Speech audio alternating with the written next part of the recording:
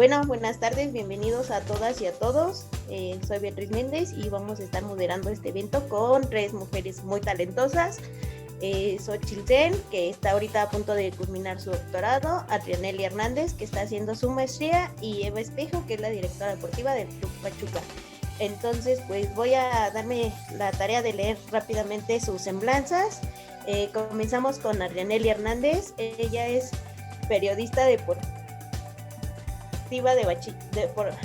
periodista deportiva y docente de bachillerato. Es licenciada en Ciencias de la Comunicación por la Facultad de Ciencias Políticas y Sociales de la UNAM, con la tesis El fútbol femenil, un negocio imposible, y actualmente maestrante de la misma institución en el campo de estudio de comunicación y cultura, con una investigación sobre la Liga MX femenil y el discurso patriarcal en el ciberperiodismo mexicano. Ha sido reportera de diferentes medios especializados en deporte femenil, fútbol femenil, la delantera y diosas olímpicas. Además, junto al medio Ellas en el Deporte, que sigue vigente, pero ya no colabora ahí. Xochitl Sen es licenciada en Ciencias de la Comunicación y maestra en Comunicación por la Facultad de Ciencias Políticas y Sociales de la UNAM. Es profesora de asignatura de esta misma facultad desde hace más de 20 años en el sistema de universidad abierta. Cuenta con más de 10 años de experiencia en los medios, donde se ha especializado en el periodismo deportivo, trabajando en televisión, radio y prensa para distintas empresas como TVC Deportes, TV Mexiquense, ESPN, el periódico Estadio, esmas.com, entre otros. Es feminista y fiel apasionada del deporte. Se ha adentrado en la línea de investigación Mexicanas y el deporte en sus distintas vertientes, con la firme intención de rescatar y dar a conocer la historia de atletas y periodistas que han abierto y trazado el camino de esta especialización profesional. Actualmente está a punto de concluir su doctorado en Ciencias Políticas con orientación en Comunicación. Y por último, Eva Espejo es maestra de primaria y directora técnica por la ENDIT. Además, ha estudiado maestría en Dirección y Gestión de Entidades Deportivas, coaching empresarial y de equipos de trabajo, coaching deportivo, perito en grafología y auxiliar contable. Fue la primera entrenadora en México en ganar un título, la Copa MX Femenil en 2017 con Pachuca y el subcampeonato de la Apertura 2017 igual con Pachuca. En ese mismo año fue reconocida por la CONCACAF como la mejor entrenadora del año, superando a Roberto Medina, que en ese entonces dirigía la Selección Nacional Femenil de México. Estuvo al frente de Pachuca desde el 2017 hasta el torneo Guardianes 2020 como entrenadora, y actualmente se desempeña como directora deportiva del Club de Fútbol Pachuca Femenil. Bueno, ese es un poco de la historia de nuestras invitadas, y pues vamos a comenzar con esta charla con Xochitl Sen, quien nos va a hablar un poquito de lo que es su tesis de doctorado. Hace un análisis de las representaciones de las deportistas, de lo que es desde 1932 hasta el 2016. Entonces, pues le cedemos la palabra a Xochitl. Pues muchísimas gracias Mauricio, por ahí hemos tenido el gusto de conocernos, un gusto saludarlos a todos.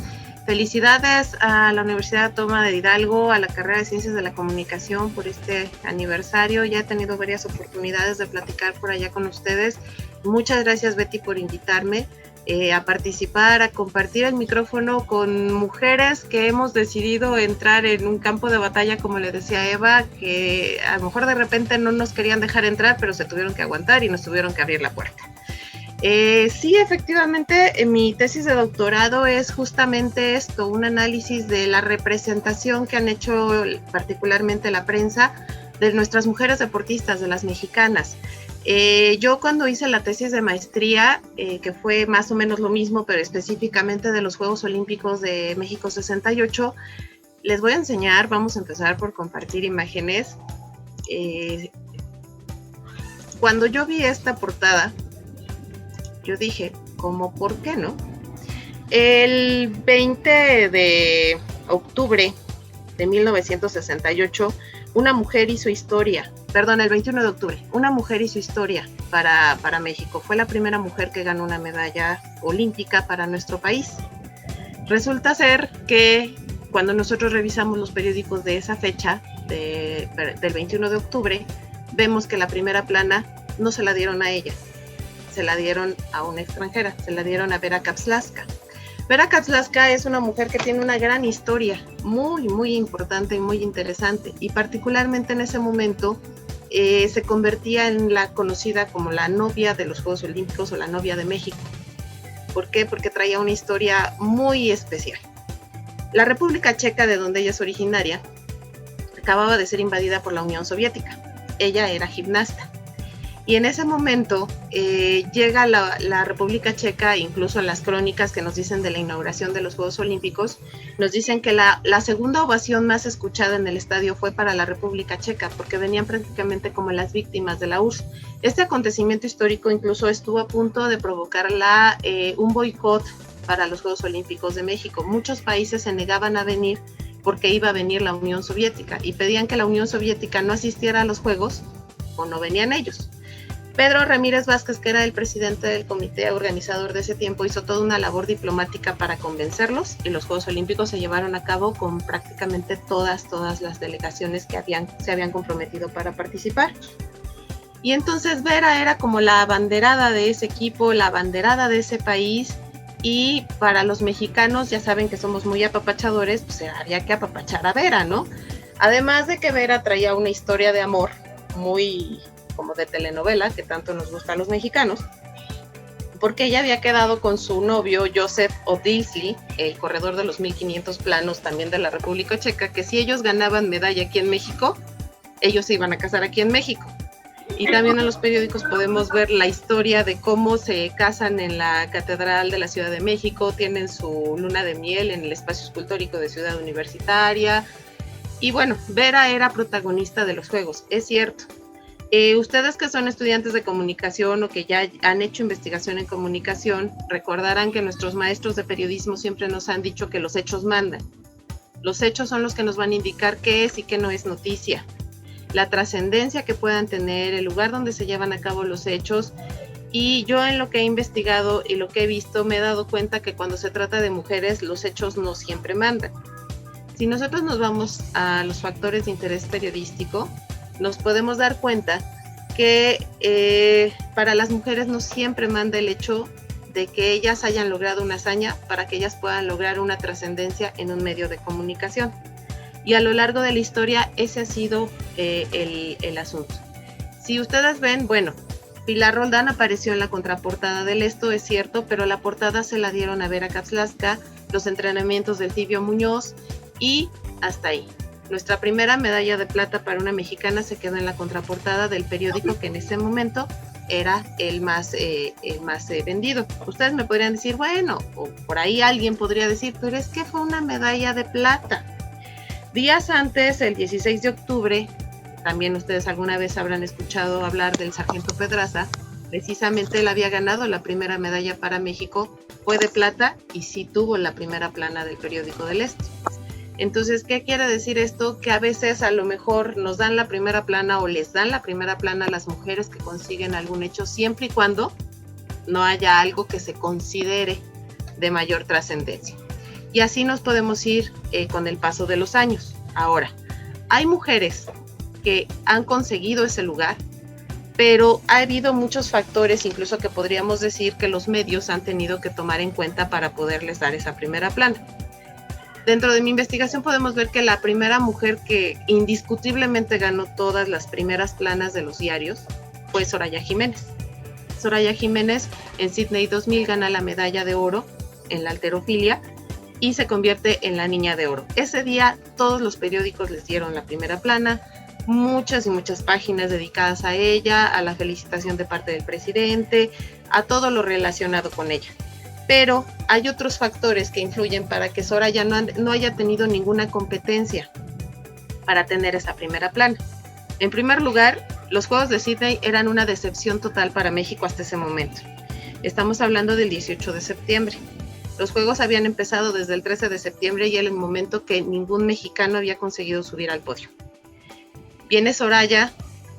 No sé si alguno de ustedes haya tenido la oportunidad de ver ese momento en vivo. Fue en la madrugada, una madrugada muy intensa, y realmente quienes tuvimos la oportunidad de verlo en vivo fue como si esta pequeña mujer, que en paz descanse y a quien tuve el gusto de conocer, cargara a México en sus hombros.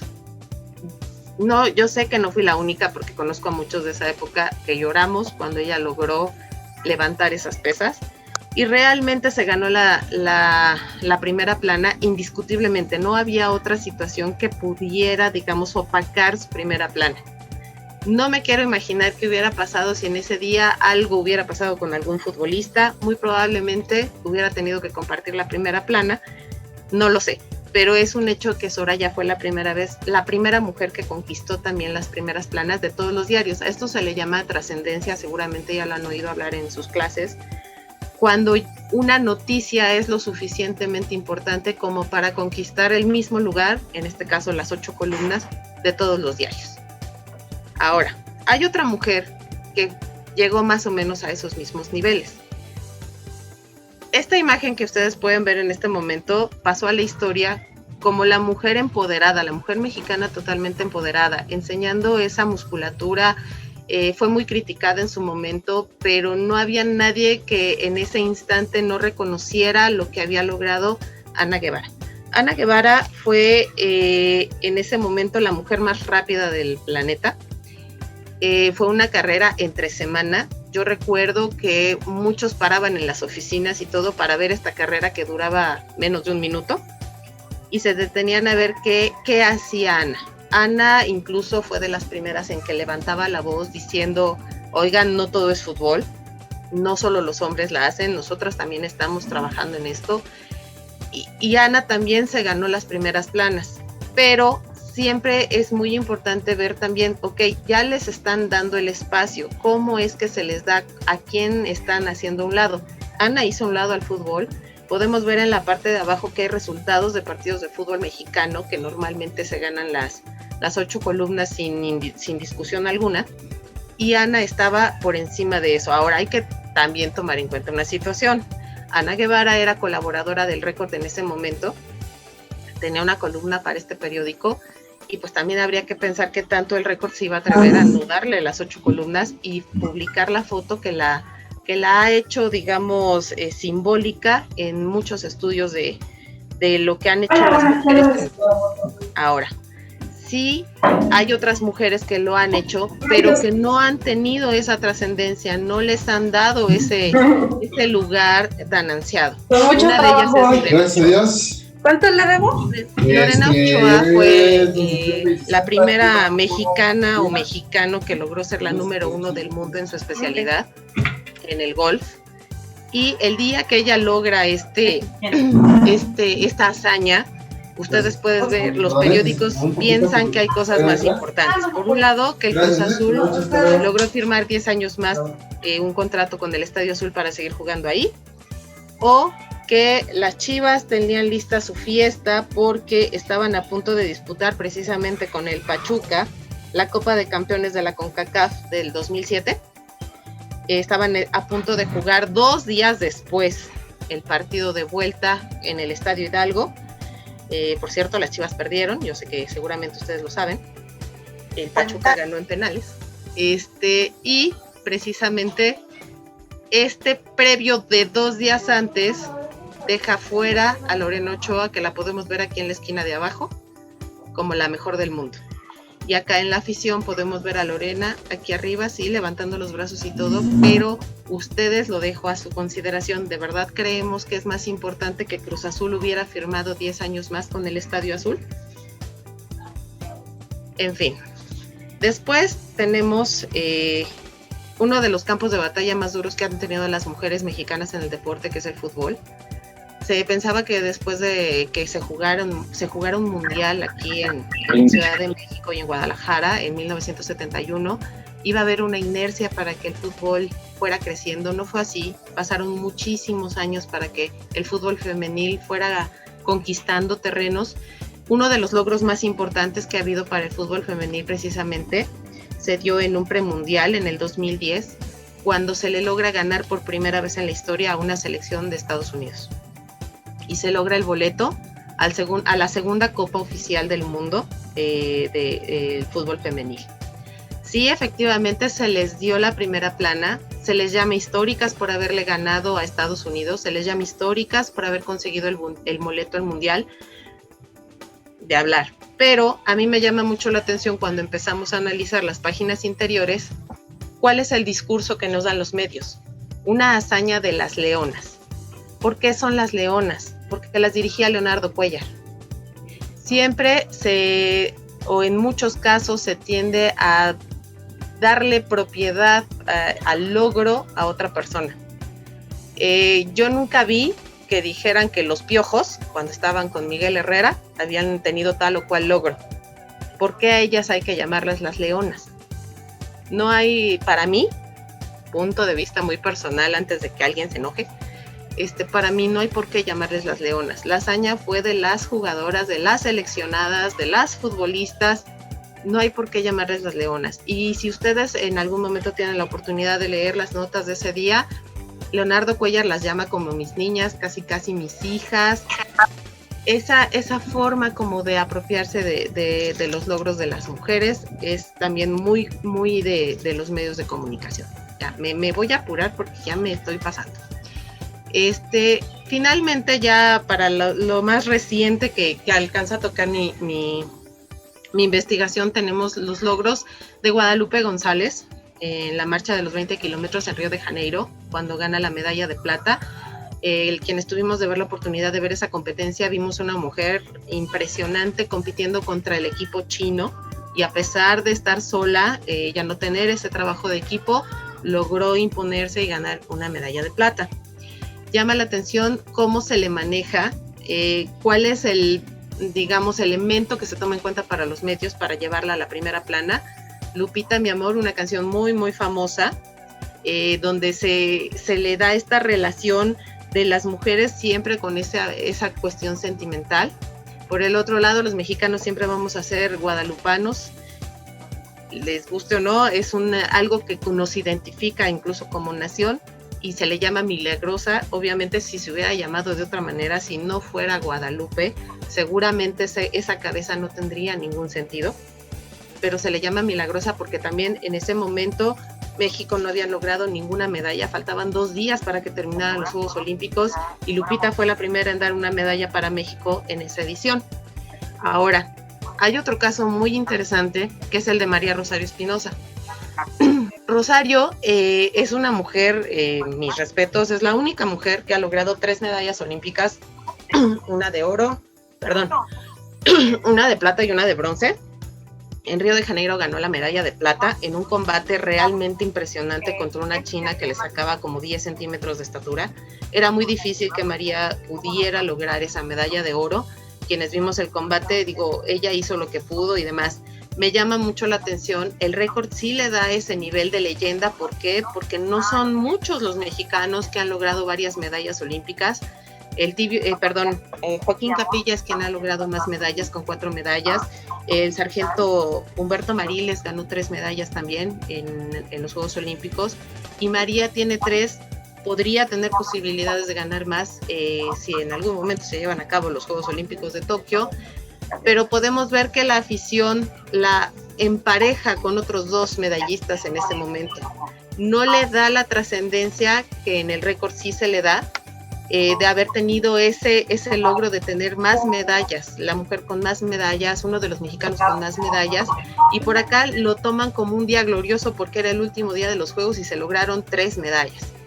4 porque por ahí hubo otra medalla de boxeo que no se ganó ese día, pero se entregó ese día. Entonces podemos ver también cómo a la hora de dar la noticia, mientras Ismael es un soldado al servicio de la patria, ganó medalla de bronce en el pentatlón, mientras Germán Sánchez es impresionante al ponerse al tú por tú con los clavadistas chinos, para María el titular es "se acabó la ilusión". Combate muy bueno de María. No creo que la fotografía nos dice mucho. ¿Por qué no elegir una foto de una María con la medalla? ¿Por qué no elegir una foto de María celebrando? ¿Por qué elegir esa foto con el rostro de la derrota? Tras que de los otros no ganaron oro tampoco, pero no se da esa misma representación precisamente en los medios. Si ustedes me preguntan para dónde vamos, me da mucho ver de repente ya portadas donde se da el lugar a las mujeres, donde el tricolor ya aparece en una primera plana, donde tenemos una directora técnica también ya en una entrevista, pero también da mucha pena ver que de repente es más importante que una chica conquista, con todo el respeto para Nora Palafox, conquista las redes sociales mientras tienen a Katie totalmente en un cuadrito chiquito, cuando está teniendo un logro deportivo de muchísima trascendencia al llegar al Real Madrid. vemos a las campeonas, a las Tigres aquí chiquitas, mientras vemos a una nota de los Pumas que, con todo respeto, no está al nivel de haber sido campeones. Es básicamente, podríamos decir que la representación que hace de los medios es de altibajos, son muchos los elementos que influyen para darle un lugar en un espacio a las mujeres en los periódicos. Hay mucho que hacer todavía, hay mucho que concientizar a quienes hacen el periodismo deportivo, y francamente yo creo que sí hemos avanzado, pero todavía falta mucho por hacer. Muchas gracias, Xochitl. Pues muy acertada tu participación. Todo este tema nos da para muchísimo más tiempo, pero pues yo creo que ya habrá otra ocasión para poder compartir más experiencias con respecto a lo que es la representación de las mujeres. Y ahorita vamos con Adrianelli, quien nos va a contar sobre su avance de tesis de maestría, y ella está trabajando con lo que hace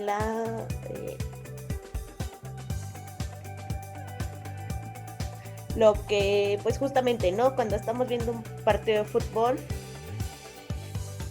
están, pues no sé, hablando de otra cosa menos del partido, pero pues ya nos hablará Adrianelli. Bienvenida y te dejo el micrófono.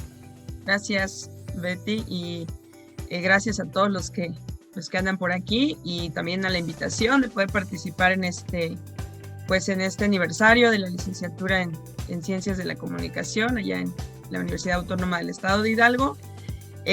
Básicamente es continuación de lo que acaba de compartir Xochitl Sen. Esto que voy a presentarles tiene que ver con mi tesis de maestría, que es un análisis de discurso, el discurso patriarcal que yo identifico en el periodismo deportivo mexicano. La investigación se va a basar en periodismo digital, pero la presentación de hoy la quise pues hacer un poco más amplia, no enfocarme tanto en mi tesis, para poder abordar diferentes o de forma general más el tema. Y bueno, primero hablarles, como ustedes también lo sabrán, que hay estudiantes y personas que pues, se dedican a esto, a la comunicación, colegas y demás, cómo es tan importante las representaciones que se van generando a partir de los medios de comunicación, ¿no? Y cómo van formando referentes a partir de la información que nos hacen llegar al público. Entonces, bueno, algo que es muy importante saber es que los medios de comunicación son fundamentales en esta reproducción de estereotipos de género, ¿no? Que refuerzan lo que debe ser la masculinidad, refuerzan lo que debe ser la feminidad, y eso se refiere, claro, a las representaciones simbólicas. En este caso, yo me concentro en específico en hablar de las futbolistas, y pues aquí, tan solo para retomar esto, este es una screenshot de una nota de Medio Tiempo de hace año y medio acerca de Jennifer Muñoz. Pues tuvieron a bien subir una galería de fotos de la jugadora, y aparte, bueno, con los mensajes que ahí podríamos hacer, como lo acaba de compartir Xochitl, un análisis mucho más profundo, ¿no? Somos de la América femenil desde ya, a partir, claro, de convertir en objeto o en cosa, ¿no? A la jugadora, como si eso fuera una manera de ganar adeptos al club. En este sentido, claro, las futbolistas suelen ser representadas de esa manera, dejando en segundo término su capacidad en el campo y su capacidad como atletas, ¿no? Concentrándose en su aspecto, y esto, reitero, pues refuerza la representación simbólica que hacen los medios de comunicación sobre lo que debería ser, ¿no? Una mujer o la feminidad.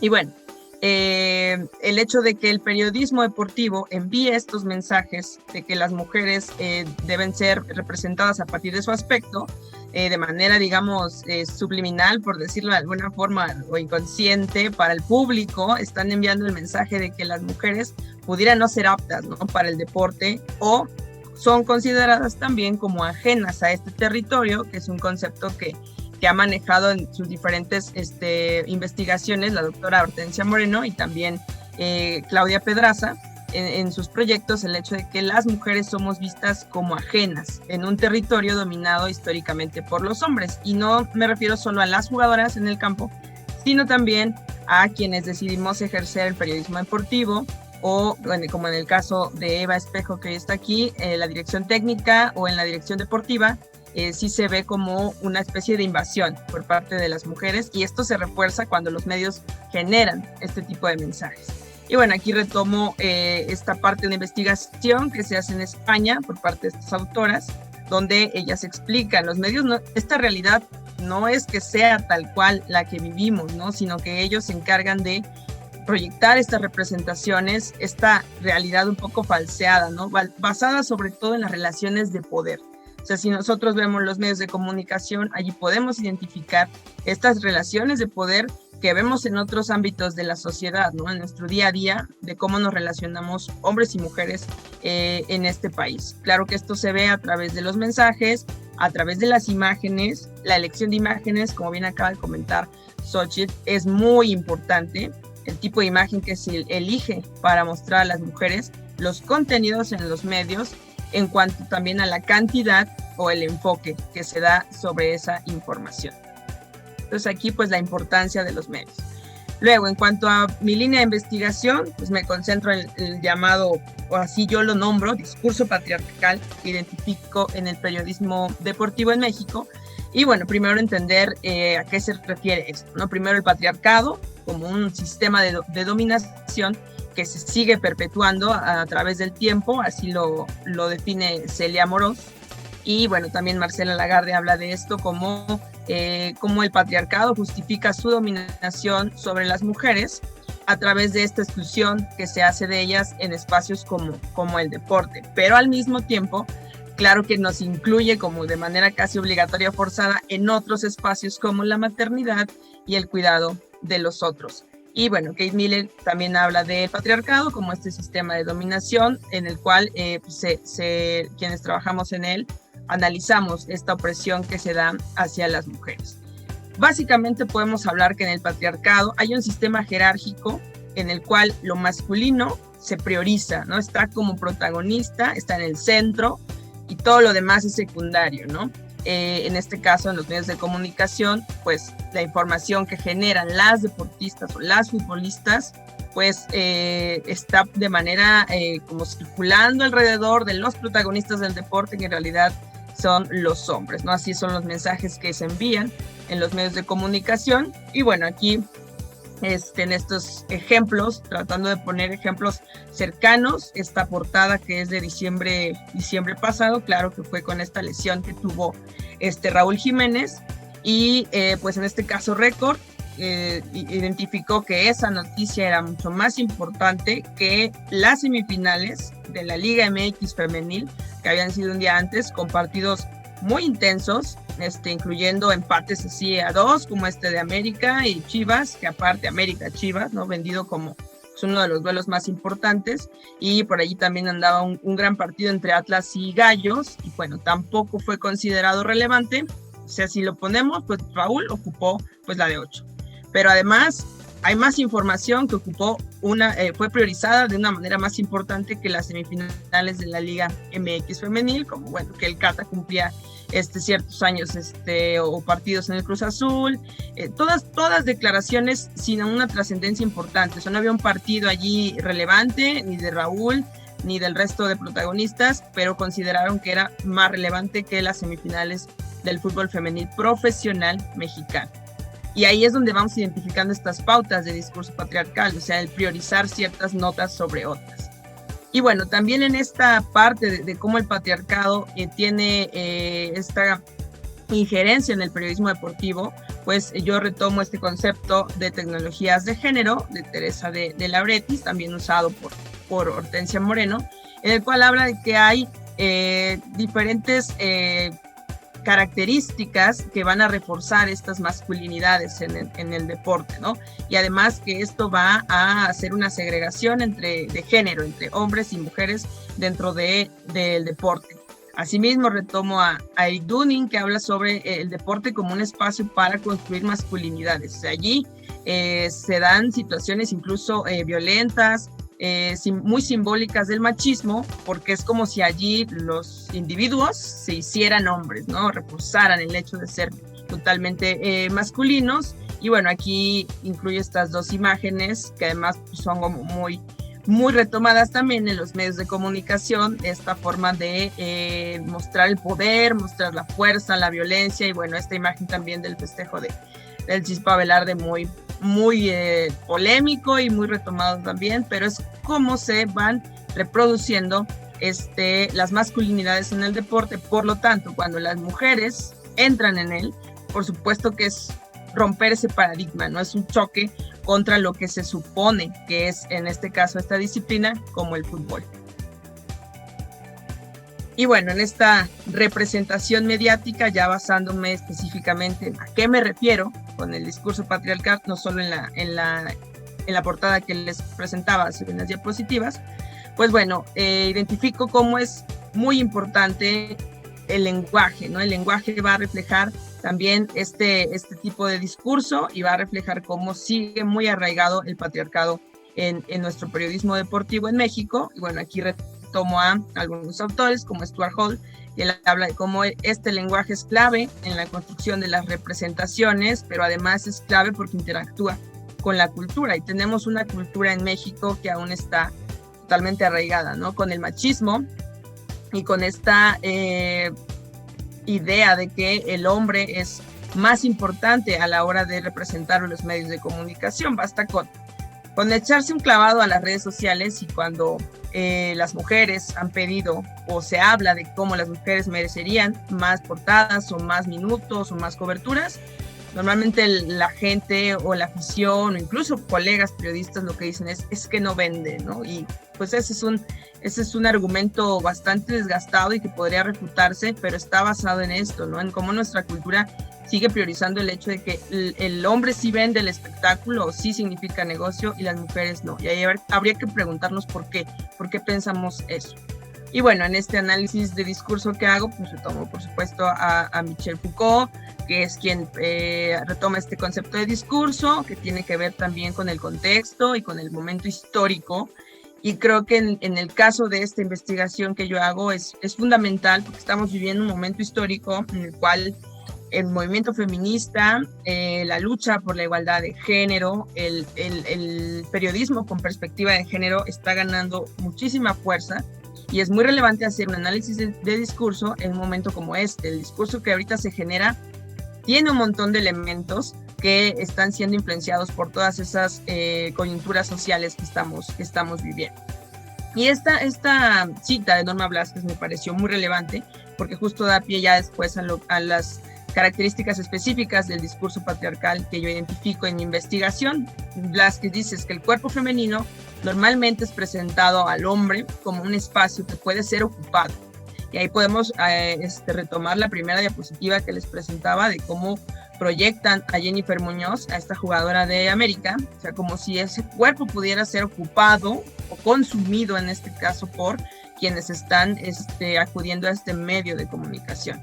Y bueno, allí es donde yo pongo diferentes elementos que quiero identificar en este discurso patriarcal. Claro que en el tipo de palabras que se usan, en este caso yo hablo como de el hecho de que usen diminutivos, el hecho de que se les nombre niñas, como mencionaba hace un momento Xochitl, el hecho de que se les diga chicas, y este tipo de palabras quizá más relacionadas con los sentimentalismos, con la debilidad, o sea, nombrarles bonita, linda, señorita, se escucha normalmente en las transmisiones de la Liga MX Femenil y se lee también en los diferentes portales que le dan cobertura a la primera división en México. También el enfoque, el hecho de priorizar a veces la vida privada de las jugadoras o sus actividades en redes sociales por encima de su actividad en la cancha, pues nos habla de un discurso patriarcal. La cantidad de información que se genera de ellas es abismal, la diferencia la que se genera de ellos. Eso también nos habla de un discurso patriarcal. Las coberturas suaves y el sexismo blando, que esto lo he retomado sobre todo con las transmisiones de la liga, donde en los temas que se hablan durante un partido de la liga femenil no son todos enfocados en el fútbol. Normalmente suelen hablar los comentaristas de comida, de mascotas, de sus películas favoritas, de sus redes sociales, de lugares, incluso de fútbol varonil, o sea, hacen encuestas de fútbol varonil cuando estamos hablando de fútbol femenil. Y aquí viene nuevamente que podrán decirnos, pero es para animar la transmisión, o es, no sé, podrían dar argumentos, ¿no? Pero al hacer una comparativa con las narraciones de fútbol varonil, hay una diferencia total. Yo me di a la tarea de hacer ese ejercicio y revisando 2 partidos femeniles y 2 varoniles, en los varoniles en ningún momento se habló de un tema que no fuera el partido. Se analizó la táctica, se analizó el parado, se habló de los siguientes encuentros, se historizó acerca del deporte varonil, pero en ningún momento hubo mención al femenil, en ningún momento hablaron de temas más banales, y eso es precisamente lo que se denomina sexismo blando. Es decir, cuando cubren femenil quizá no están siendo irrespetuosos, groseros, no están llamándolas de una forma de un sexismo tan descarado, por así decirlo, pero en esta banalización de las coberturas es lo que se denominaría una cobertura suave, y está allí implicado un sexismo también más suave, más blando, que podrían decir que no están siendo sexistas, pero al no darle seriedad a la cobertura, sí están cayendo nuevamente en este discurso patriarcal. Y bueno, también el hecho de exaltar la heterofeminidad de las deportistas, o dar por hecho su heteronormatividad, pues también es parte de este discurso patriarcal, el no abrirse a la diversidad sexual, el llamarlas por el nombre y no por el apellido. Esto ha sido muy, muy polémico y muy difícil de comprender, y igual en el análisis que yo hacía, les explicaban, no es que sea malo llamarlas por su nombre de pila, pero sí hay una diferencia de cómo se nombra a los jugadores. A los jugadores se les nombra por su apellido, a la mayoría, sino por nombre completo, por el apodo, y ya si dijiste estas 3 opciones, puedes después usar el nombre de pila. Pero en las jugadoras suele escucharse que de las primeras opciones que utilizan los narradores son los nombres de pila. Y ahí hay también una diferencia, y eso nos dice muchísimo cuando hacemos un análisis, por qué a ellos a partir del nombre, del apellido o nombre completo, y a ellas a veces únicamente por el nombre de pila. O también el hecho de no nombrarlos, ¿no? Hay un montón de notas donde los titulares son jugadora de, delantera de, pero omiten el nombrarlas, y eso también afecta en la construcción de referentes, e incluso como consecuencia, y así lo explican algunas investigaciones, esto tiene injerencia en el interés de las marcas. Si los medios de comunicación no generamos referentes en el fútbol femenil, las marcas también lo ven como un espacio donde no hay un negocio, donde no hay un espectáculo por el cual puedan interesarse para patrocinar. Entonces también es una afectación que se tiene. Y bueno, para finalizar, pues aquí les pongo varios ejemplos. Esta portada que fue también muy polémica, porque la misma Jennifer Muñoz se quejó de que la mostraran de esa forma, que ella no era una águila sensual, sino una jugadora con toda la capacidad. Y otro tweet de Sport Center, ya tiene pues un par de años, año y medio, nombran a todos, vean cómo el hecho de no nombrarlas, nombran a todos los jugadores, Puyol, Messi, Sergio Roberto, y omiten que ahí hay otra jugadora, que era Marta Torrejón, y pues dieron a bien, pues como no nombrarla, total no pasaba nada, ¿no? Y esta portada que ya había mostrado Xochitl, de que pues un fichaje que no tenía mayor relevancia como para ganarle la de 8 a Tigres, que fueron las campeonas en diciembre pasado, pues bueno, ahí había mucho que analizar. Y esta otra imagen, que es de un portal, que es Soy Fútbol, que su enfoque es totalmente de este estilo, mostrar a las jugadoras así, por su aspecto, por sus redes sociales y demás. Pues bueno, nuevamente retomando a Norma Palafox con esta alborota, con una foto de sus redes sociales, que ahí no habría nada noticioso a menos que estuviera relacionado con el fútbol, pero este portal Soy Fútbol así lo cree. Y también detalles que pudieran parecernos que dijeran que somos exageradas, pero dice muchísimo el hecho de que en los medios aún no se modifique el género. Hablamos de los Tigres, pues no habría ningún problema en nombrarlas en femenino, ¿no? Las Tigres femenil. Y bueno, esta parte de la posesión, en este caso, bueno, de la novia de, ¿sí? El siempre está en referencia a un hombre, nuevamente aquí mostrando a Norma Palafox, retomando como si sus redes sociales fueran lo noticioso y bueno, sensual, bella, futbolista. O sea, si se analizan las palabras, dice muchísimo. O sea, no dicen el guapo Iván Zamorano, ¿verdad? O el bello,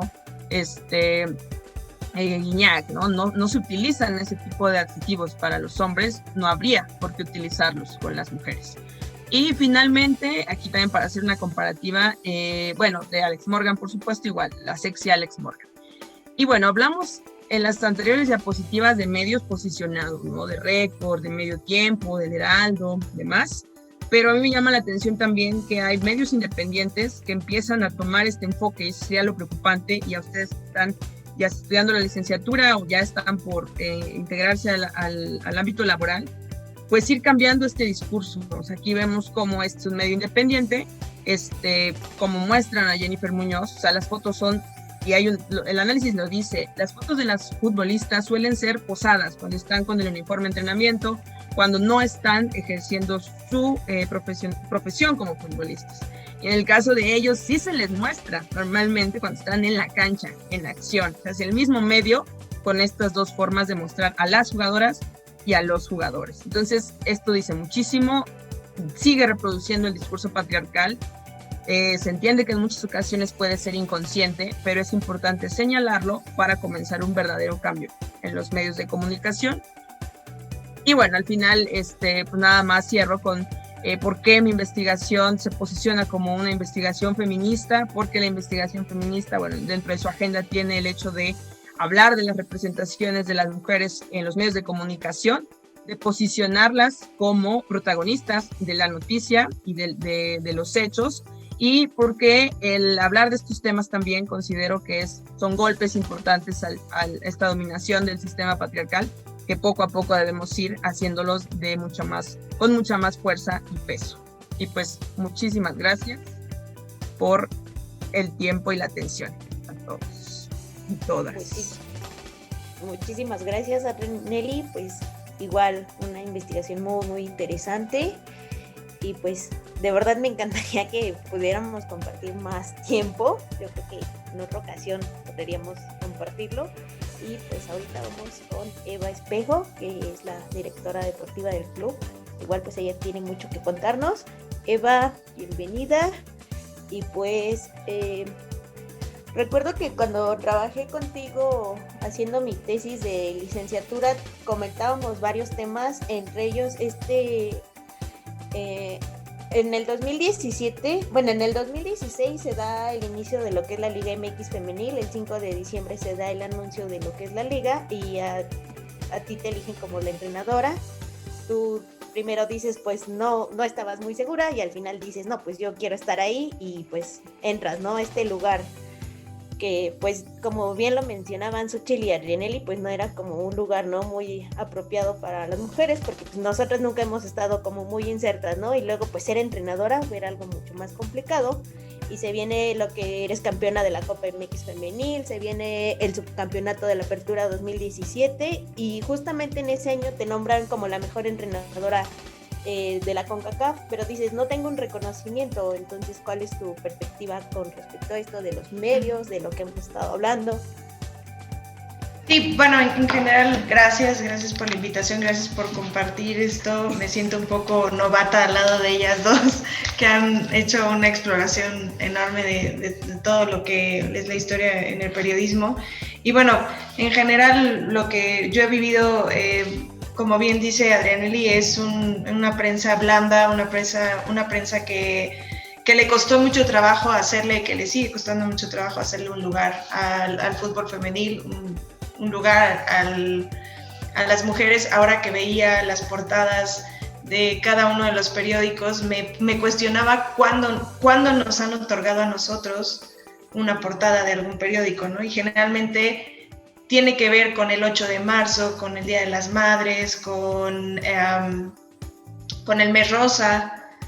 Hasta ahora que ustedes lo van mencionando, yo voy haciendo como recuerdo de lo que va sucediendo. Y bueno, digo, no traigo una presentación como tal, sino tengo 3 momentos muy importantes en los que creo que la prensa y hubo como un parteaguas en ese momento, ¿no? Y que algunas veces me dio claridad para poder poner un límite y en otras lo encontré después.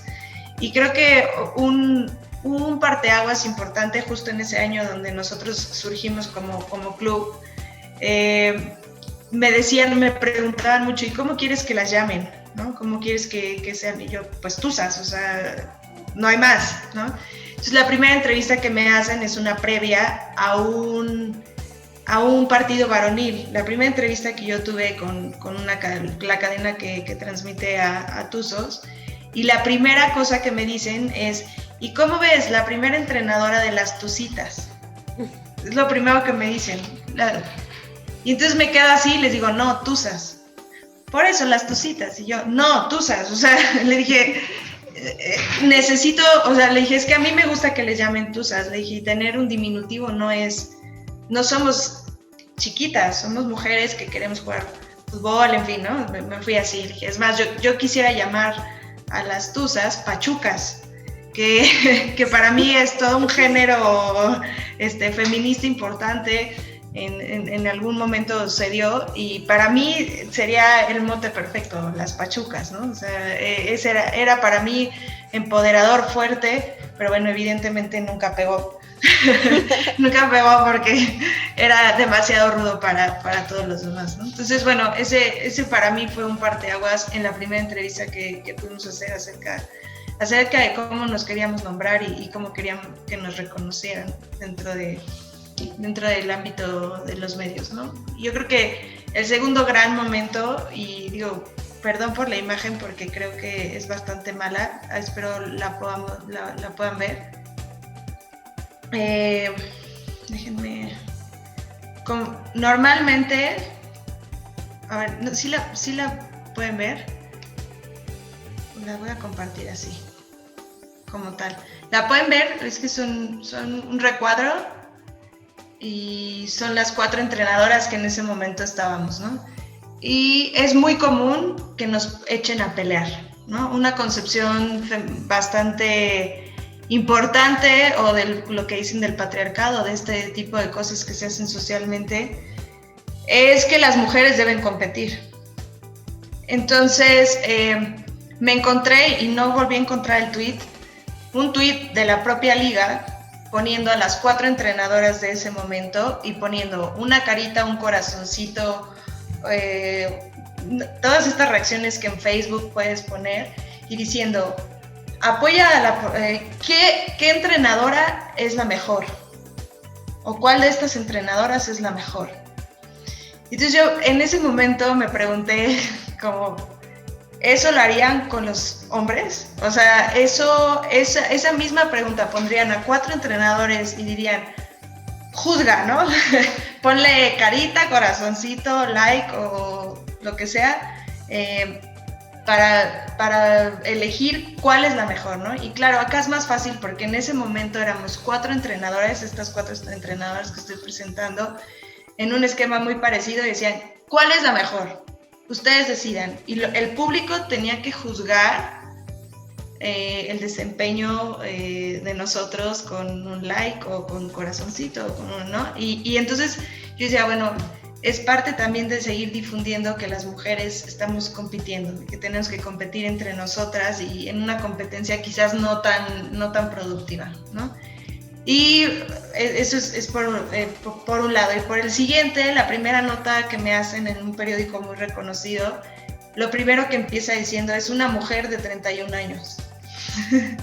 Lo primero que ponen, y mi jefe se reía mucho y me dice, es que me dice que lo más importante era en ese momento resaltar la edad que yo tenía. Una mujer de 31 años es campeona de la liga, ¿no? Entonces es campeona de la copa o es campeona de esto. Creo que le ha costado mucho a los medios entender la forma en que nosotros queremos destacar en muchas cosas. Para mí lo más relevante de señalar es eso, los diminutivos que siempre hemos tenido. Segundo, que nos echan a competir siempre. O sea, es como fulana contra fulana, mengana contra mengana. Y lo tercero es el desinterés que existe sobre la preparación de las notas o sobre la preparación de un partido o sobre la preparación de cualquier cosa. En una conferencia de prensa tuve alguna vez también suelo ser bastante medida con los medios de comunicación, y ese día perdí los estribos porque me pregunta una mujer, una reportera, va y me dice, era Gallos contra Pachuca en la Corregidora, Chule, mi jugadora, sale en una barrida y se lastima el pie, se llama Julieta Peralta. Entonces salgo y me quiere preguntar, y me dice, bueno, ¿cómo fue el partido? Y luego me dice, y quiero saber el estado de Laura Peralta. No tengo ninguna Laura en mi equipo. ¿Por quién quieres preguntar? Y la verdad, ¿por quién quieres preguntar? ¿Y por quién estás preguntando? Yo sabía que me estaba preguntando por Julieta Peralta, pero ella no tuvo en ese momento la información como tal. Y entonces a mi jefa de prensa le pregunté, ¿tú crees que esto pasaría en una conferencia de prensa de hombres? O sea, llegaría y le preguntaría a ella al Piojo, ¿cómo está Hortensio Peralta? Ya, por supuesto que no, o sea, por supuesto que llevan todo apuntado porque saben que es una oportunidad en 1000 y que no les van a hacer, o sea, que pueden perder incluso el trabajo si ahí se pierde. Entonces, al final hablé con ella y le dije, si tú te quieres dedicar a esto, tienes que tener claro la seriedad que le estamos poniendo a todos, o sea, a todo esto que estamos viendo, ¿no? Entonces, bueno, para mí estas tres son emblemas, y otro emblema que quizás por ahí se dio fue que en una nota me confundieron, tuvieron una entrevista cara a cara, o sea, eran 1 a 1, quieren promocionar la entrevista y ponen que yo soy entrenadora del Necaxa.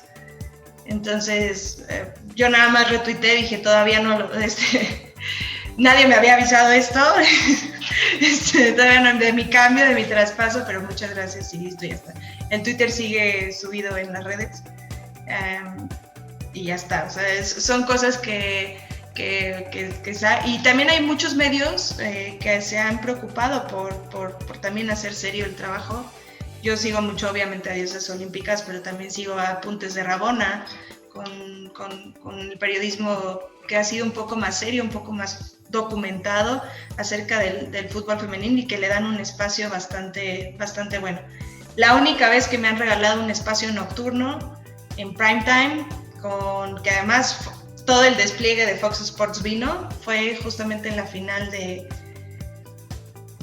final contra Chivas, que incluso hicieron una transmisión desde ahí y que todos los estelares del canal pudieron estar con nosotros desde principio a fin. Hicieron una previa, en fin, hicieron bastantes cosas así.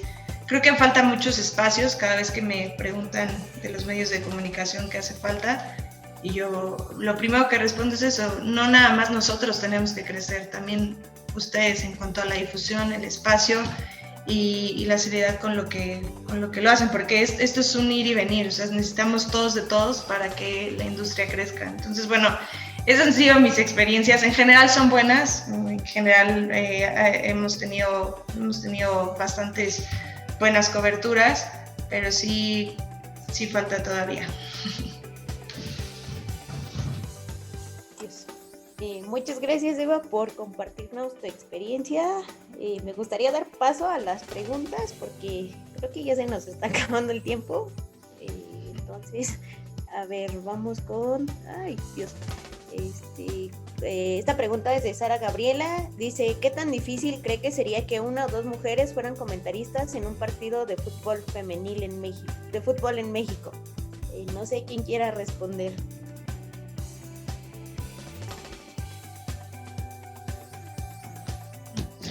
Ya las hay, afortunadamente las hay en las cadenas que transmiten, o sea, aparecen como comentaristas todavía, eso sí, salvo en Fox, que ya Marion Reimers toma la batuta en la narración, pero pues está María Fernanda Mora, está Mónica Redondo, también en Fox Sports, está Sara Setúne, Geo González, Diana Ballina, o sea, sí están, pero creo que también lo que sigue, que bueno, Fox ya como digo, ya lo ha hecho, es justo darles la batuta, ¿no? De la narración, que eso ojalá pase pronto. O sea, lo que también sería el reto es verlas en el varonil, ¿no? Porque justo se les está dando el espacio en femenil, pero romper esto, ¿no? O sea, si tienen la capacidad de ser comentaristas, ser narradoras, que también lo hagan en fútbol varonil, ¿no? Yo creo que ese sería el reto, y eso sí lo veo, igual no tarde tanto, pero vamos a esperar un ratito todavía.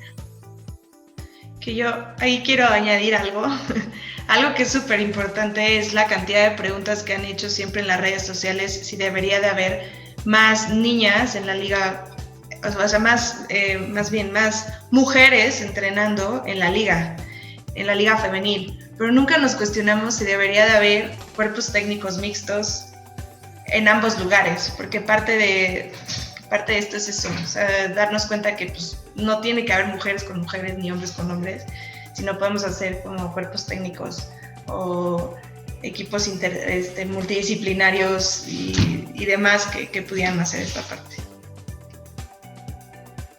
Perfecto, muchas gracias. Y otra pregunta es de María José, que dice... Perdón, nada más quería decir una cosa agregando esto. Sí se ha dado una transmisión en la que todo el cuerpo de comentaristas fueron mujeres, una transmisión de un partido de la selección femenil en un repechaje contra la selección de Japón, pero a mí me llamó mucho la atención porque se responde mucho, digamos, al momento, a modas, como decía Eva Espejo, porque era la gran novedad de que se iba a transmitir en televisión abierta un partido de la selección nacional y cómo lo iban a narrar hombres, ¿no? Y entonces me las aventaron al ruedo, literalmente les dieron la bendición y las pusieron a narrar algo que nunca habían hecho. Mucha gente las criticó, pero nadie tomó en cuenta eso, nunca las dejaron prepararse, nunca les dieron oportunidad de ensayar siquiera cómo voy a narrar. En ese tiempo, ahorita traigo perdido el nombre, a Gaby Fernández de Lara, fue la que le tocó, digamos, esa novatada impresionante de nárrate un partido aparte de un equipo japonés que nadie conocía. Incluso a las mexicanas era difícil ubicarlas, fue algo impresionante, pero sí ya incluso ha habido narraciones donde ha habido puras mujeres, pero sí ha sido como más por una respuesta al momento, a la moda, que por una tendencia al cambio, y eso sí creo que es muy importante porque hay que buscar un cambio de fondo, no nada más que en el momento porque es 8 de marzo hay que hablar de las mujeres que están dirigiendo equipos de fútbol, no, hay que hablar de las mujeres que están dirigiendo equipos de fútbol porque lo están haciendo y lo están haciendo bien, porque están haciendo un proyecto exitoso, porque están teniendo un equipo bien armado, no están armando estrategia, no nada más porque nos toca el mes de las mujeres, ¿no? Perdón, me atravesé. Perfecto, muchas gracias. Ahora sí vamos con la pregunta de María José. ¿En qué grado considera que esta representación de las futbolistas en los medios impacta a niñas y adolescentes que quisieran dedicarse al fútbol? ¿Puedo? Es totalmente, es impresionante. ¿Por qué? Porque las chicas no tienen referentes. O sea, ¿qué referente tienen las niñas que quieren dedicarse al fútbol? Hasta la fecha todavía las seguimos escuchando que quieren jugar como Lionel Messi. Fue como lo que le pasó a las chicas de los 70s. La Pelé Vargas la llamaban la Pelé porque ¿con quién la comparaban? Pues con los hombres, no había de otra. Entonces, si no les pasas la liga femenil, ¿cómo van a decir yo quiero jugar como Marta, la de Brasil, o quiero jugar como Espejo, quiero jugar como Mónica Vergara? No sé, ¿cómo si no las ven? O sea, las tienen que ver para representarlas, para imaginarse como ellas, si no, pues van a querer seguir jugando como Cristiano Ronaldo o como Lionel Messi. ¿Por qué? Porque es lo que ven. Y las mujeres quieren jugar fútbol porque les gusta el fútbol, no por llevarle la contra a los hombres, como muchos piensan. Nos gusta que nos agarren a patadas, pues sí, pero en la cancha, ¿no? Entonces, perdón, pero es que me apasiona. Creo que es real esto, o sea, ¿cómo quieres que tengan un referente si tú no se los muestras como medio de comunicación? ¿Cómo quieres que a las niñas les guste el deporte si no les enseñas que hay mujeres haciendo deporte? Gracias. Muchas gracias. Sí. No sé si Adrenelli o Eva quieran agregar algo. Yo solamente quiero agregar para los dos lados. Acá, como ustedes saben, en Fuerzas Básicas tenemos muchos chicos que viven en arte. Entonces, desde que integramos a la categoría femenil se ha dado un fenómeno muy importante, ¿no? O sea, al principio todos se veían así como con cierto recelo, ¿no? Porque comparten gimnasio, comparten edificios, comparten escuela, comparten un montón de cosas, ¿no?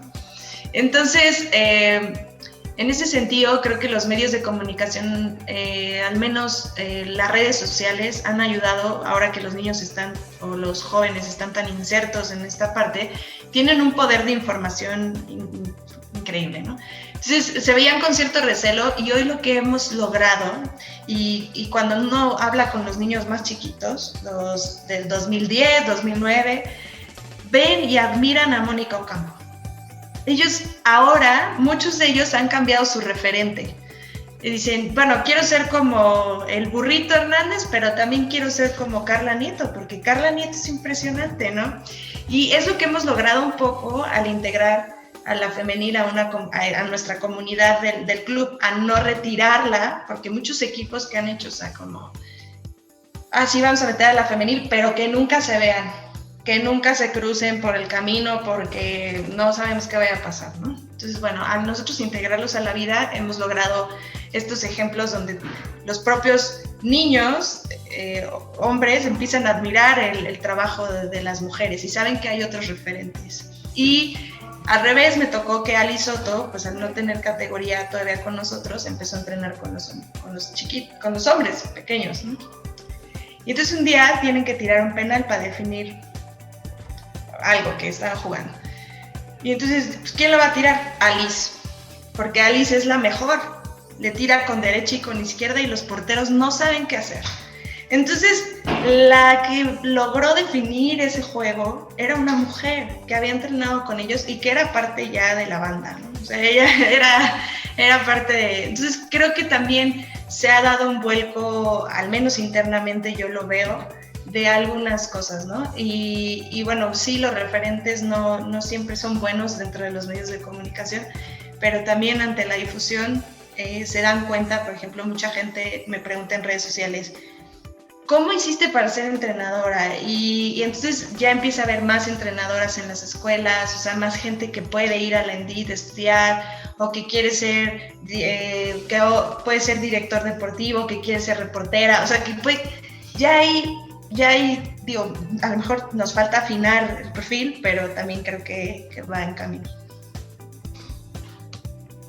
Perfecto, muchas gracias. Esta pregunta igual va para ti, Eva. Dice, ¿qué tan cerca se está de tener un modelo deportivo tan exitoso como el del fútbol femenil de Estados Unidos? ¿Y crees que el avance ha sido rápido o ha sido lento? Para mí ha sido rápido, ha sido un avance rápido. Creo que aquí me gusta siempre aclarar que no hemos construido sobre nada. Es decir, tenemos toda una historia del fútbol femenil amateur que nunca se quiso reconocer como tal, que ya había una base. Al final, cuando nosotros salimos a buscar, salimos a buscar a esas ligas que ellas mismas mantenían, o sus papás, o el entrenador que las patrocinaba, o ¿saben? O sea, o ellas mismas que le ponían el dinero para el uniforme, el arbitraje. El fútbol tiene tradición y ya existía, ¿no? Nosotros lo que hicimos fue salir, buscarlas y tratar de darles los medios que nosotros considerábamos que eran necesarios para que se pudieran desarrollar, y que también ahí a mí me gusta reconocer que se hizo bajo una plataforma ya avanzada, ya había canchas, ya había vestidores, ya había cosas sobre las que nosotros pudimos, que a lo mejor eran pensados solo en hombres, pero que tuvieron que dar un vuelco y que los pudimos usar para que ellas tuvieran mejores condiciones.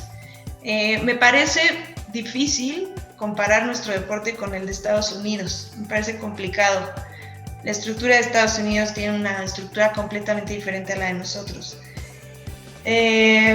Quizás podríamos igualar la seriedad, algún día podríamos igualar la seriedad. Hoy creo que navegamos entre dos cosas, lo que les estoy diciendo. Fuimos al amateur, sacamos jugadoras, las trajimos. Y hay otra generación que está creciendo, ya ahora sí en un profesionalismo. Entonces, no estoy desdeñando el proceso, son profesionales porque las trajimos, se comportan como profesionales, pero les ha costado trabajo agarrar el ritmo del profesionalismo, porque volvemos a lo mismo, no había los espacios, no teníamos la estructura, y al final queríamos que respondieran como si siempre hubieran vivido ahí, como si siempre hubieran sido profesionales. Hoy tenemos un grupo que Ali Soto, en mi caso Ali Soto, Blanqui Serrano, Marifer, que llevan 4 o 5 años preparándose con nosotros y que entonces ellas sí van a crecer en una estructura profesional y que entonces a esas generaciones sí podríamos hacernos esta pregunta: ¿qué tan lejos o qué tan cerca estamos de otros países que tienen educación física, que tienen una mejor alimentación, que tienen la capacidad de salir en la calle o en un parque sin sentirse agredidos, sin sentirse inseguros, ¿saben? O sea, como son un montón de cosas que hay que comparar, pero yo creo que todavía falta unos 5 o 6 años para poder empezar a comparar dos sistemas tan diversos. Bueno, esta pregunta igual va para ti, Eva. Dice: Grupo Pachuca se ha distinguido por haber sido el primer club en contar con instalaciones propias para el club femenil, asimismo como de los pocos clubes que prestan las instalaciones del estadio para los partidos femeniles. ¿De qué dependerá que el resto de los equipos brinden estas facilidades al equipo femenil como lo hacen con el varonil? No conozco la historia de fondo de todos los clubes. Me atrevo a decir que hay muchos tabúes dentro. Me atrevo a decir que por ejemplo, la primera pregunta que hicieron: ¿y si se hacen novios unos con otros? Pues es la vida, ¿no? O sea, es parte de la vida. No sabía yo qué responder ante eso. O sea, es parte de la vida, ¿no? Hay mucho temor a que el negocio varonil sea contaminado, y ojo que estoy usando palabras que no creo, sea contaminado por el femenil, porque los pueden distraer, es difícil, ¿no? Es difícil una cultura tan abierta como la que hemos tenido acá. Para mí era imposible pensar que ellas tuvieran que llegar a las 4 de la tarde para no coincidir con nadie. O sea, para mí era ilógico hacerlo. Para mí era benéfico hacerlas parte de una comunidad, porque entonces las ves a ellas apoyando a la sub-17, a la sub-20, la 20 yendo al estadio cuando se puede ir al estadio a verlas jugar, a la 17, y se hace una comunidad y entonces empiezan a generar otro tipo de cosas. ¿Qué hizo que el presidente lo viera? No tengo idea. No tengo idea, quizás puedo pensar que tiene 2 hijas en las que a lo mejor reflejó esa parte. Y también hay una parte muy importante, es un señor, como lo decía Xochitl, visionario, y que obviamente estudió el mercado, y que él se dio cuenta que mientras otros decían que no había negocio, él dijo: claro que hay negocio. Y es un negocio que no estamos atacando, y que no estamos... Al final puede ser que digan, pues nos estábamos perdiendo de esto. Y lo segundo que sucedió fue que le devolvió las ilusiones, le encanta cómo juegan las cosas. Dicen que es una representación fiel de la pasión, del fútbol puro tal cual. O sea, y entonces, bueno, pues creo que esas dos cosas influyeron en eso, y que había una infraestructura ya hecha para poderlo desarrollar así. Perfecto. Bueno, y pues ya cerraremos con las preguntas. Y yo tengo una pregunta, ¿puedo hacerla? Adelante. Muchas gracias. Bueno, es muy triste ver que a las mujeres no se les da el mismo reconocimiento que a los hombres en este y en muchos ámbitos, claro. Ahora quizá me voy a desviar un poco del tema del reconocimiento para hablar de un aspecto un poquito más económico, pero por ejemplo, en el fútbol y en el caso de nuestra ciudad, los partidos del club femenil no tienen costo, y aún con esta vertiente, pues en ocasiones, a diferencia de los partidos del club varonil, no hay mucha afición, y desafortunadamente he escuchado comentarios que esto es porque no son los partidos principales. Sin embargo, hemos visto a jugadoras que tienen el mismo o incluso un nivel superior al de muchos futbolistas hombres. Entonces, como medios de comunicación, ¿cómo podemos hacer que cambie esta perspectiva de la sociedad?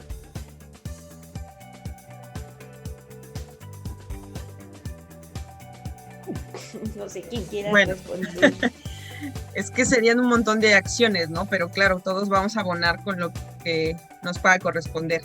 O sea, yo podría decirte justo en mi área, el construir discursos y narrativas mucho más atractivas y espectaculares para la rama femenil, que veo que algunos medios, nuevamente con las coberturas suaves, con este sexismo de, ay no, las tratan como categorías inferiores, desde los medios de comunicación, las tratan como fuerzas básicas, incluso esta diferencia del primer equipo se refieren al varonil, y cuando hablan de femenil es como aparte, ¿no? Entonces el lenguaje creo que pesa, el tipo de narrativas, los adjetivos que se usan para ellas, el no caer en el amarillismo, como también lo hemos visto, porque cuando se habla de la liga femenil, cuando hay una pelea, cuando pasó algo así como fuera de lo que acaba de pasar con Jaramillo, todos los medios lo trajeron, medios que rara vez ves que lleven algo de femenil, entonces que la cobertura sea pareja, ¿no? Cuando hay buen fútbol, que sea en ese sentido. O sea, creo que esas son algunas acciones que podríamos hacer como los medios para generar este interés y ir tirando ese pensamiento de la afición.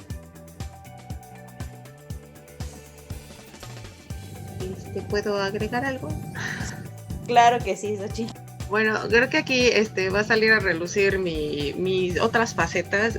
Bueno, antes que nada yo quiero decir, yo he tenido la oportunidad como de ver esta situación desde distintos frentes. He sido periodista, en algún momento fui deportista, he estado en contacto a niveles directivos y demás, y te puedo decir, Dulce, que lo que tenemos que hacer es pensar que el cambio tiene que venir, es un cambio social, lo que nosotros necesitamos es un cambio social, y todos los que estamos interesados en que ese cambio social se dé, tenemos que aportar algo desde nuestra trinchera, ¿no? En este momento yo te puedo decir, yo me he alejado mucho de los medios, me he dedicado a la cuestión académica. ¿Qué puedo hacer? Pues meterle esa semillita también a mis estudiantes, hombres y mujeres, de que saben que, ¿por qué dices que el fútbol femenil es aburrido si nunca lo has visto, no? Del caso de mi hija, luchar en contra de las ideas que le meten en la escuela, que le mete la propia familia, y tratar de irle sembrando eso de si tú quieres jugar fútbol, vas a jugar fútbol, vas a jugar lo que tú quieras, ¿no? Pero creo que hay que entender antes que nada que estamos ante una perspectiva social que tenemos que cambiar de fondo. Sí, los medios podemos ayudar mucho, pueden ayudar mucho y tienen la obligación de hacerlo, pero también desde todos los que queremos este cambio, de alguna manera tenemos que buscar la forma en que tenemos que abonar a eso.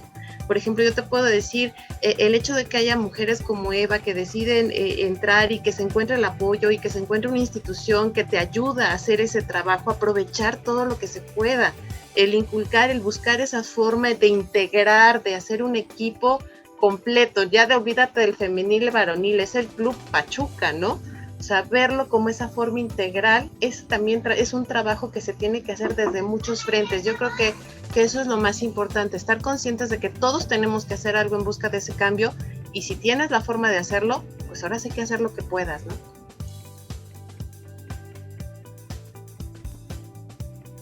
Muchas gracias, Xochitl. Y ahora sí cerramos con la última pregunta.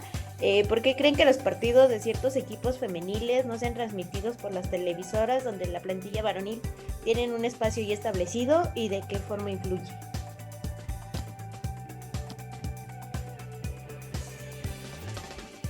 No sé quién quiera contestar. Adrianelli. Pues yo la verdad creo que es por pensar que no va a tener el mismo interés. Digo, yo creo que lo mencionan por el caso de, por ejemplo, pues Atlas femenil pasa por TVC, y pues, varonil por Easy.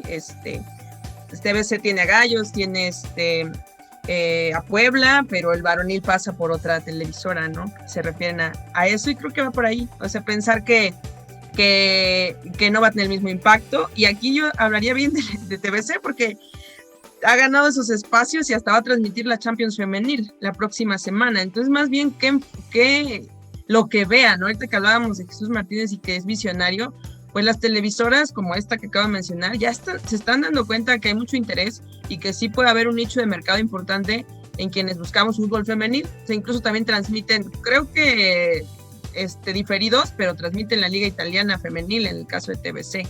Entonces ahí se nota qué interés hay en las diferentes televisoras, y creo que consideran que la rama femenil de esos equipos no les va a dejar suficiente. Así lo veo yo, no sé, o sea, no puedo asegurar, no he platicado con ellos, pero yo infiero eso. No sé qué opinen, Xochitl, Eva. Sí, realmente En el caso de Fox Sports con nosotros es diferente, como que le ha apostado mucho a todo eso, pero fue toda una estrategia de hacer un día, que ahorita ya un poquito se cortó esa parte, pues hacer un día de fútbol femenil. ¿Cuál es el punto? Que no tenemos las ventanas suficientes para el fútbol femenil, es decir, tienen 6 equipos, creo que son 6 equipos los que transmiten, y solamente en una tarde pueden transmitir a 3 de esos 6, ¿no? Y ahora tenemos la competencia entre Pachuca varonil y León varonil, que chocan en los mismos horarios del mismo día, y esto por un tema de estrategia en la pandemia, ¿no? Creo yo que nos otorgan las ventanas que quedan disponibles, ¿no? Yo pienso que Fox Sports fue en ese sentido visionario de pensar en un día para poder no para generar ventanas, sino para darnos una ventana específica de fútbol femenil. Ahora con lo de la pandemia, pues se perdió. Pero el punto es ese. Yo creo que todavía no hay un horario. El otro día leía justo a Adrianelli que decía, ¿por qué un partido tan bueno como el de Pachuca, así como el de Atlas Pachuca, es transmitido a las 10 de la mañana? Que eso también es un jueves era jueves creo, 10 de la mañana.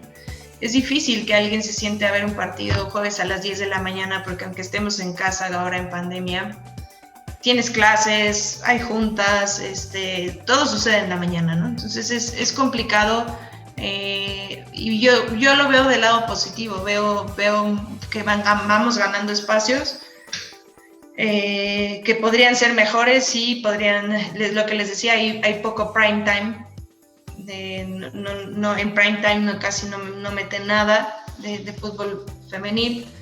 Y lo que se busca, por ejemplo, en el caso de Pachuca es, primero se buscaba un poquito la parte de hacer un público necesario, que era el lunes, acostumbrar a la gente a que el lunes juegan las Tuzas. Y eso trajo como consecuencia que a lo mejor no mucha gente pudiera ir al estadio. O sea, como que ahí habría que decir, aún así, pues fuimos el tercer equipo que hasta cuando pues, se podía ir al estadio metía más gente, ¿no? Entonces, pues es ir encontrando la estrategia, la mejor estrategia para ir haciendo crecer esto.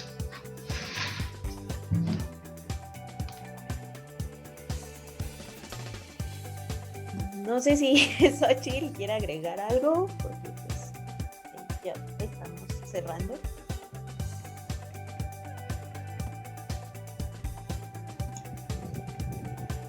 Mira, realmente creo que es muy, muy evidente la situación. Tiene mucha razón Eva.